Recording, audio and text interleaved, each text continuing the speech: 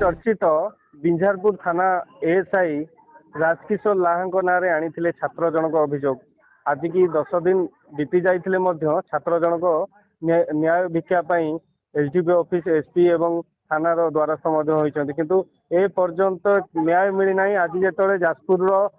जनशुणाणी कार्यक्रम चली जो मान्यवर एसपी महोदय एवं कलेक्टर महोदय थिले से समय जाइए छात्र जन पुनर्बार आईन भिक्षा मागी न्याय भिक्षा मागी से जगार एसपी कौन प्रतिश्रुति देइछन्ति एवं कौन घटना विषय आलोचना करवा छात्र जन आम पाखे अच्छा कहे टे ना टे कहे कौन है घटना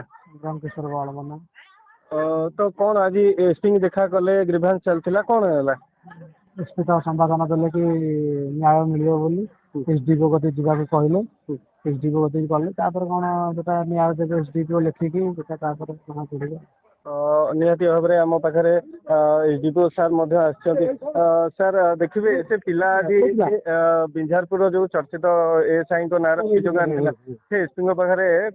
कथा कि एसपी कहले एसडीपी सार आसन सार कौन इनक्वारी विषय ना से समय जहाँ सब देते एसपी निर्देश इनक्वारी रिपोर्ट दे जो दुर्भाग्य जो बाबू अभियोग करते से बाबू अनेक चेष्टा पर टर्न अप हो पारि ना तेणु जहाँ इनक्वारी रिपोर्ट दे इनक्वारी रिपोर्ट एसपी घर अच्छे निहाती भाव में एसडीपी आम पाखे जाऊे आम प्रतिक्रिया नौलु कि जहाँ इनक्वारी रिपोर्ट से देदें तो पुनर्बार मुझे छात्र जन पाखु जी कौन एसडीपी कहले जे से तुम जाऊ ना इनक्वारी मेडिकल केस थी ना मेडिकल केस पलैली कटक आसला तो एसडीपी को कॉल करती एसडीपी कहले कि मुझे इनक्वारी करनी बाध्य एसपी आसिले निहाती भाव में शुणुले छात्र जनक मन जो खेब रही जो न्याय आज द्वार द्वार बुलूं एवं पुनर्बार आज ग्रीभांस को आसते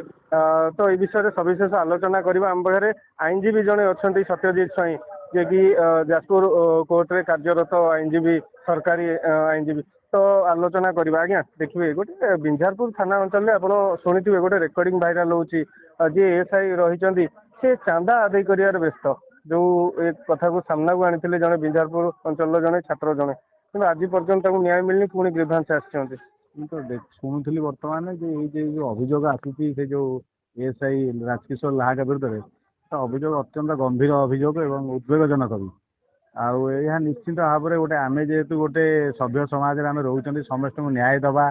जे कई लोक न्याय वंचित न हवा या आम जन आम आईनजीवी हिसाब से आम समस्त चाहूँ आम लोकटी आम न्याय पाऊ जी भी अभियोग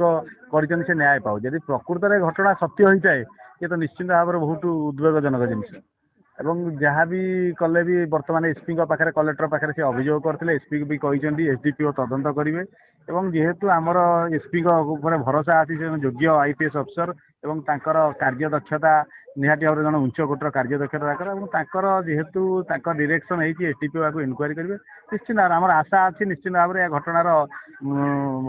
पूरा प्रॉपर इनक्वारी हम और प्रॉपर इनक्वारी है कि जदि प्रकृत जब से एएसआई जनक जदि से कौन कार्य से लिप्त थे ये सरकार निश्चित भाव में विरुद्ध में दृढ़ कार्यानुष्ठान नब कहवा जो ऑडियो भाइराल होता ऑथेंटिक ना ऑथेंटिक नुहे से तो इन्वेस्टिगेशन स्टेज रे अच्छी आम से विषय किसी कहीपर कि जब ये घटना सत्यासत्य होता है ये निश्चित भाई समाज ये राज्य ये जिलापाई एवं से बिंझारपुर अंचल गोटे चिंताजनक निहाती भाव में शुणुले आईनजीवी प्रतिक्रिया एवं छात्र जनक केमिति निराश हो आज